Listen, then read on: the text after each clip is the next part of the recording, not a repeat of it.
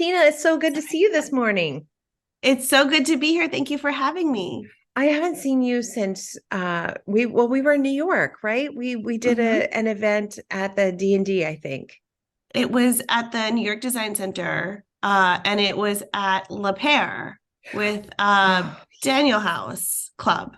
that furniture was so beautiful. I Yeah. love their furniture. I hadn't been familiar with it before that, and that was so much fun. And we talked then, like a Yeah. year ago, about doing this podcast and about how some of your advice. We were on a panel together. For those of you who weren't there, which was almost everybody, we were on a panel together, and Tina had such great advice and sage wisdom for everybody's points that we were all trying to make. And I said, "Oh, we have got to have you on the podcast because you have so much to share."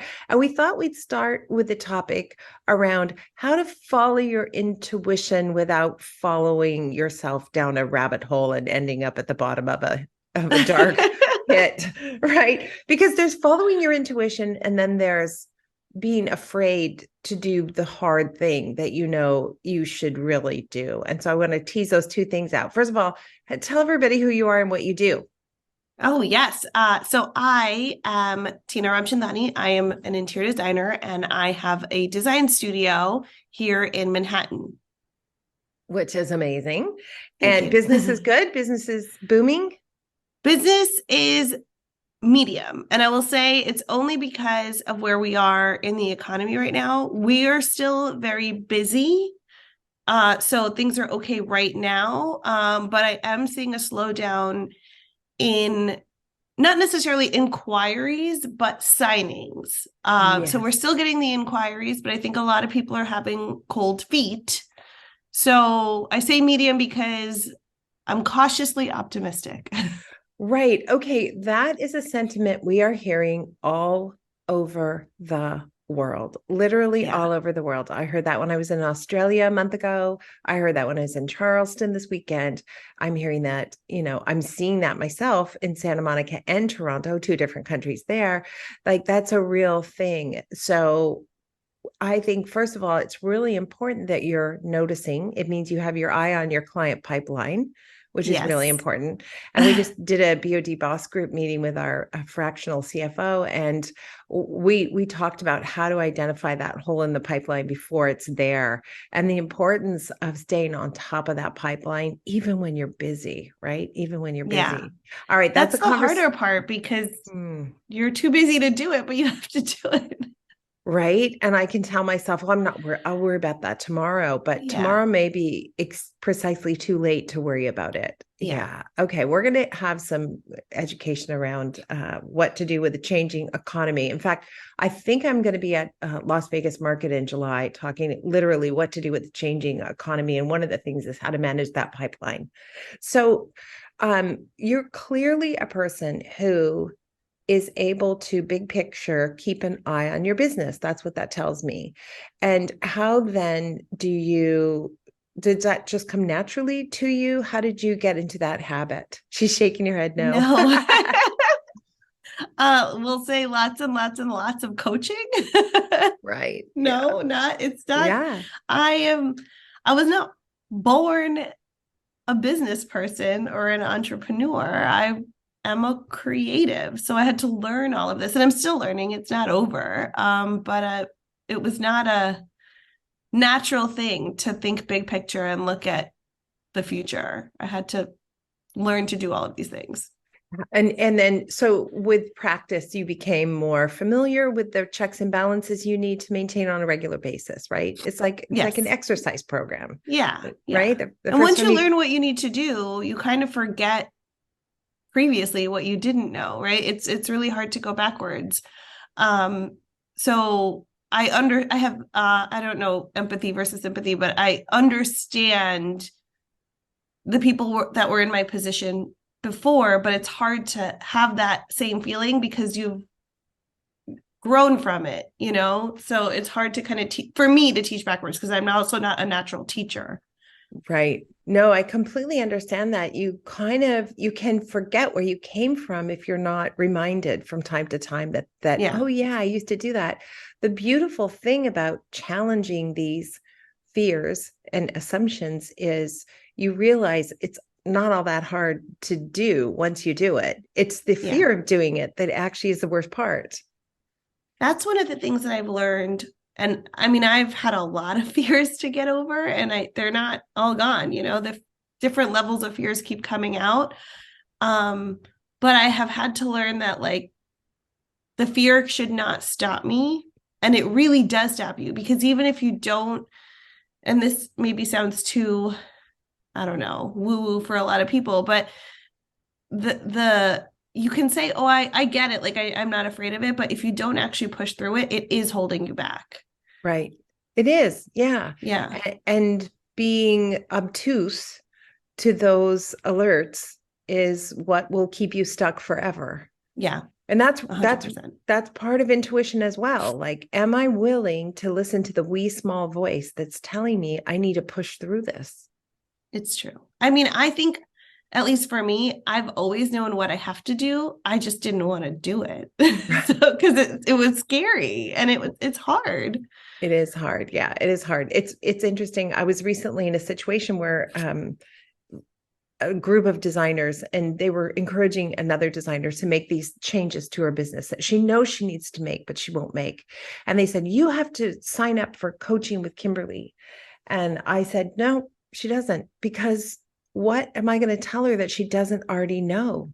You know, the best thing you could do is do the hard thing right now. Just do it. And then we'll do some coaching. Don't hire me to tell you again for the umpteenth time you need to track your hours or bill for all your time or whatever it is, right? Don't do that. And certainly don't hire these coaching packages that are $20,000 and $40,000 to just repeat that stuff. Don't be crazy. I shouldn't say that. I'll say, don't waste your money. I would say the same thing. It's fine. Right. You can say, don't be crazy. Right. I know. Yeah, it's fine. All right. Yeah. All right. So face the fear and do it anyway. Your knees can be knocking, but you still know you can do it. Can you think of any situations that you've broken through like that, where you were like, I thought this was going to be, I thought I could never make this change. And then I did make this change, and it was really transformative. There's probably 1,000 of them. I mean, hiring was a scary thing. Mm-hmm. Now we are a team of 4 full-time and 3 part-time consultant, blends. And even when I was hiring my first part-time, I was scared to make her full-time, and everyone says, no, you need the full-time. You can bill for that time. You're going to make more money having the full-time, but it's scary. You're investing in a person. You're letting go of control. You're letting someone else do the work, and you're telling yourself that, like, I will be this next level, right? By hiring that person. So you have to be ready for all of those things. Even moving to our office, I resisted for a really long time because I have so many money issues. And I thought, no, we can just keep working out of my house. It's great. We're saving money. It's amazing.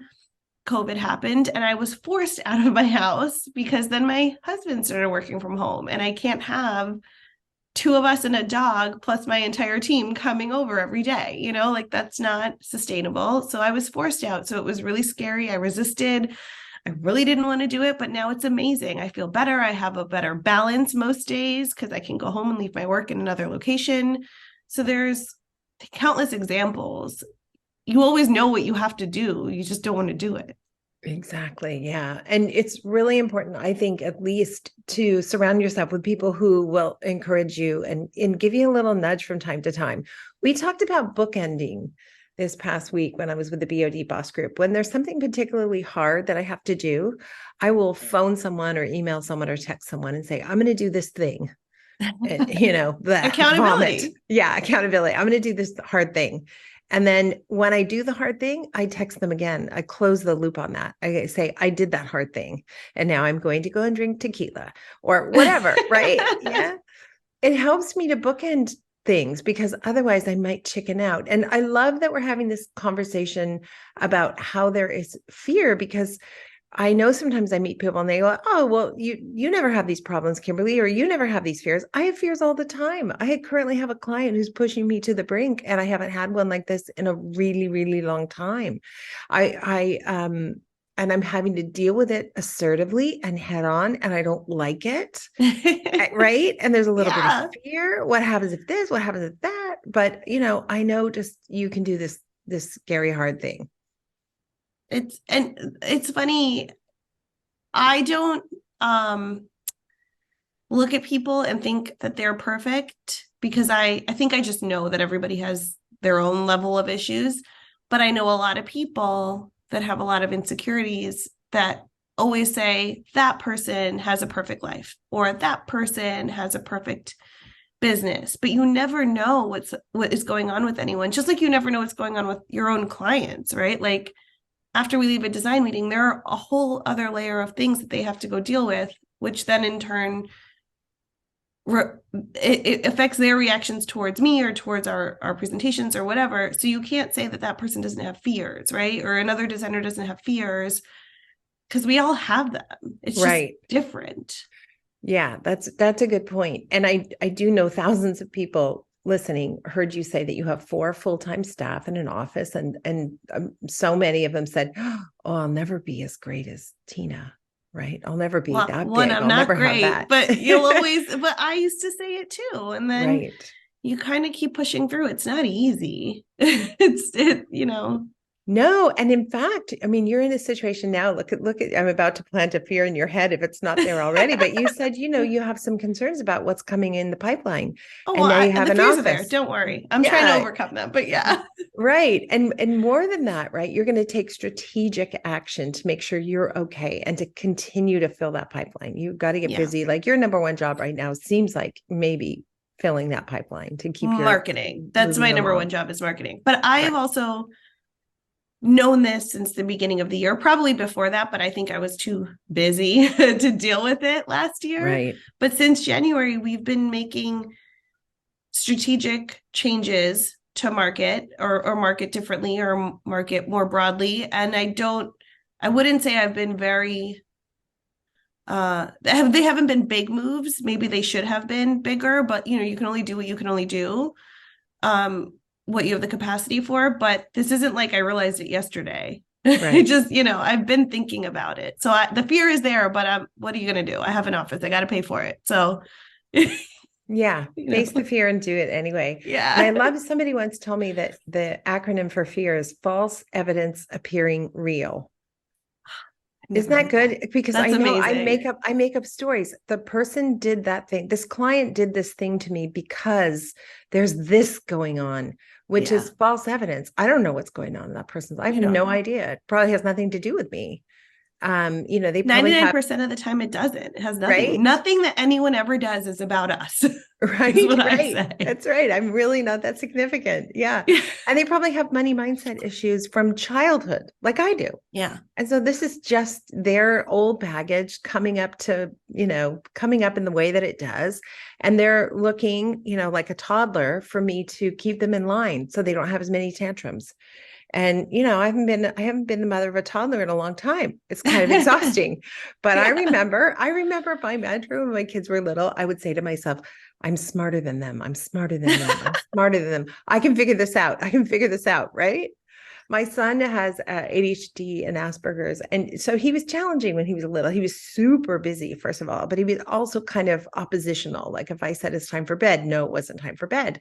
And so I remember so clearly that mantra, I'm smarter than him. I'm smarter than him. I'm smarter than him. And I said, hey, Coop, do you want to crawl to the bathtub or do you want to skip backwards to the bathtub? And he looks up and he goes, let's skip backwards. So we skip backwards and we're suddenly in the bathroom and he's getting in the bathtub. And I'm like, okay, You are smarter than him. right, right. So I think that that's part of intuition as well, to just know, like, I'm at an impasse here Yeah. and there's a creative solution I just haven't thought of. So try anything other than stagnation. For me, it also helps to not focus on it and not like think about it too much. And it might sound counterintuitive again, but just kind of getting out of the zone. Like if you're sitting at your desk all day focusing on a problem, go for a walk or just do something else that does not involve thinking about work, and the answer kind of comes. You just have to be ready for it. It's kind of a weird, I say listen to your intuition, but you have to be ready for the intuition to sneak back up. You have to listen to it when it comes back. Yeah, it sounds like you make space for it. You're like, right? If you sit there and you're like, gotta do it, gotta do it, gotta do it. It's like that desire to answer an email. You get an email that you don't like. It's like, I'm going to respond right now. Don't send. Don't send. Sit on it 24 hours and guaranteed for me, I'll read it again and say, I don't even think she meant that. I don't know why I lost my cool. I don't even think that's what she was going at. So the email I sent 24 hours later is so different. No problem. I was about to make a really big problem. Yeah. Always. I think we changed the conversation almost, well, or maybe we morphed the conversation from just following your intuition, but to like how to handle fear. Yeah. Which I think that wasn't the intent this morning, but but we followed our intuition and that's where we ended up. That's true. Are you a person who just follows the next thing in front of you? Like, you see an opportunity, you go left. Are you a person who holds back and says, I'm going to think about where I want to go, and then I'm going to forge my own path? It's a blend of both, I think, because I do follow my intuition quite a bit. So if something feels like a good idea, for me, these things have always worked out, but I also know what type of clients I want to grow to, what kind of projects I want to take on in the future and what I want to let go of and where I want my business to be in 5 to 10 years. So I am not actively planning. I don't know if a lot of people are, because life is just so hectic that I can't say in 6 months or a year or 2 years, I'm going to have all of these opportunities. But I am, if something comes in front of me, I can say, feels like this is going to be a good fit for where I want to go eventually.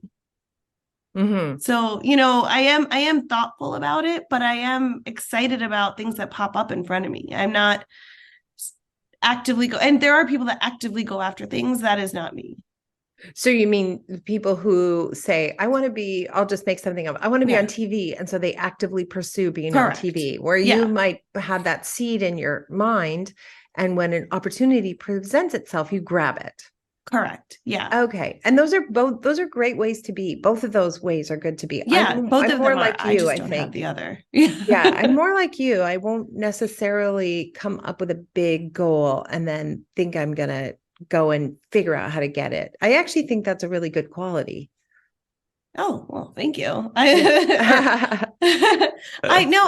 admire people. I have a lot of friends that really know exactly where they want to be, and then they plan for it, and they have spreadsheets and I don't know, memos of, what they're going to do to get there. And I think that that's really amazing. And I admire them. It's just not my personality. I'm detailed in a different way, when it comes to like items and work, but I'm not so detailed about my life. So I know sort of what my idea of happiness looks like, but it's not a hard and fast rule. But then I also think because of that, I'm not disappointed because there's no marker, it's like, I feel like this is kind of what's going to make me happy. And then you're in the vicinity and then you're happy. Right. Versus saying like, I want to be on TV. And then if I don't get on TV, but I get on Netflix, are you disappointed? I don't know. Yeah. Some people are, some people aren't.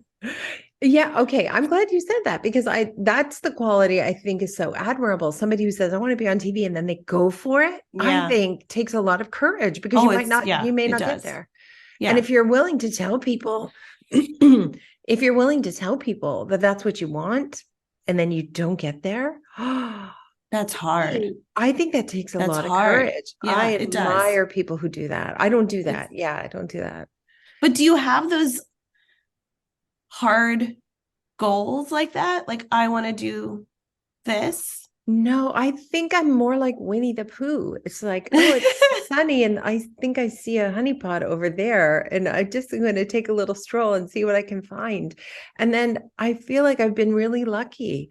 I've made, and maybe I have some kind of intuition, maybe I that's think you it. do. I think that most people that have, I'm calling them hard goals, I don't know what to call them, but I think that that's more rare because not Mm, everybody really knows what they want to do, right. So those people that have those plans and go after that, that's not the majority of us. Yeah, that's interesting. Yeah, I would say I agree with you that most creatives are expressing kind of the path that you and I have followed as well. It's even like business of design. People say like, when you created business of design, what was your goal? I had no goal. I didn't even create business of design. It was like, you're spending so much time, Kimberly, flying all over teaching people your methods. Why don't you just put it in one place? It'll be easier on the team. Like, I'm like, Yeah. okay. Oh, that sounds good. Why don't we do that? Yeah, that's more like I am. I really do kind of admire people who set hard goals and Yeah. then say, I'm going to go for it. I think that that's worthy. Maybe I'll think of a hard goal and I don't know. No, that seems too hard. I don't want to do that. If you come Oh, up with one, let me know. I'm curious. I will. I You've already will. done so much. So, like, what could it be? Well, I do feel like I have, but I do feel like it's also luck. There's some luck and there's a Yeah. preparedness. There's a willingness to work hard when the opportunity presents itself. And I think part of it too, Tina, maybe for you as well, is you have to be able to say yes really fast Yeah. because an opportunity comes up and it doesn't last forever. No. And okay, that was a, some of my Most of most my most, successful, I some totally of know what my you're talking most about. successful opportunities have been that. So I did a show house in 2016 and I got the call literally 2 weeks before the show house opened. And they said, somebody can't make it because of X, Y, and Z. Can you do this? And I had the leeway and I was driven enough. And I said yes within like a half an hour. I said, okay, when can I go there and see it? I'm not sure, but let me see it. We went the next day and I had to decide. I said yes on the spot. I had no clue. Like how was I going to get the furniture? Who's going to donate? Like, where are we going to get all this stuff from? So 2 weeks includes weekends. It was like 10 business days. And I went there on a Friday and I started designing Friday night and I figured it out. But you have to be quick. I love that. Which show house was it? It was Holiday House, and I had done Holiday House in 2013, 14, a couple years before that. This is a new development in Soho. It had never been outside of the mansion that it had always been in. And the previous designer had an accident. She's okay. She just like was across the country, so she couldn't make it to New York to do this. And I rallied and I called everybody I knew and I was like, what do you have? What can you give? And luckily we got a room sponsor, which was great, who Design Lush, who donated every single piece of furniture and lighting in the room, which was, key, but it was also hard because they were like, what can I do for you in 2 weeks? And I was like, show me everything you got. Let's figure it out. And we did. Wow, But you that's have to amazing. be ready. Yeah, you have to be ready and you have to say yes. You have to Yeah. jump on yes. Yeah. Jump on yes. I remember years ago getting this woman that I know, really talented designer in Style at Home magazine, which is, a huge design magazine in Canada, which is a big deal, right? And then when they were going to get her, room photographed and everything, she put up all these demands and roadblocks. And the editor called me and said, "Who is this person? Like we're pulling it. She's a pain in the ass. We don't want to deal with this." And I was like, wow, I cannot believe you blew that opportunity. The only thing that comes out of my mouth if I get an opportunity like that is sure, absolutely. What can I? Yeah. Oh, no problem. I got it. And then I'll do behind the whatever you scenes, want. right behind Yeah. the scenes, I'm like going, oh my gosh, what am I going to do? I'll never survive.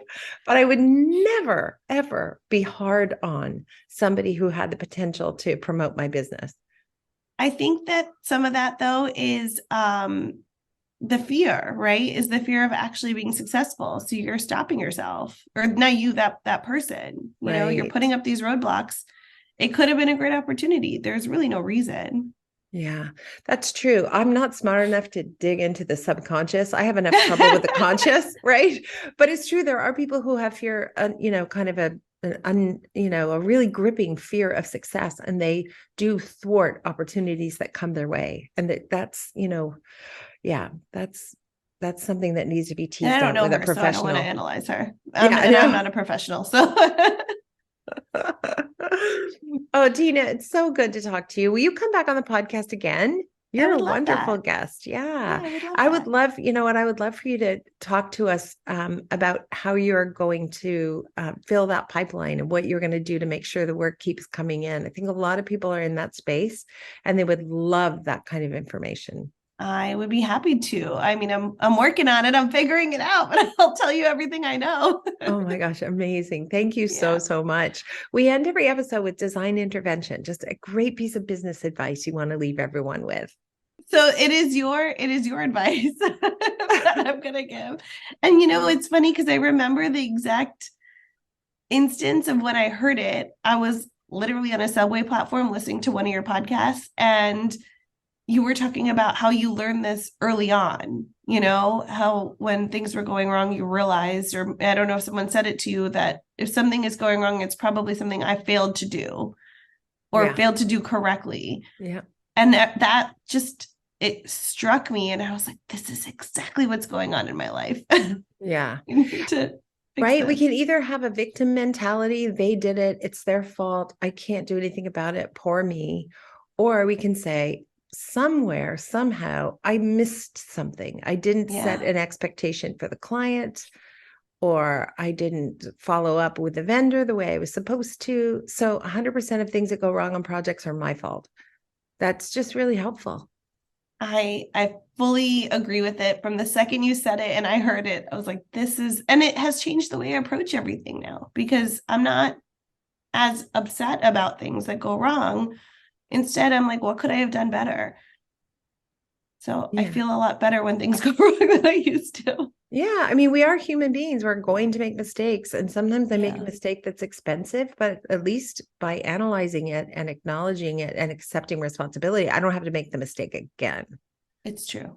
It's the mistake that's made twice is way more painful. I agree. Way more painful. Yeah. Oh, well, I hope to be in New York soon. It's been a while. It's been a minute. I don't know. I guess it's been a couple It's of been a years. year. A We year? were Has it here been? last year. Oh, was I? That was so quick though. I really want to just go and hang out and have fun and see what's happening. It's been a while. Christmas in New York is just magical. I love it. It And is. we did a couple of years ago. We did that tour of the houses.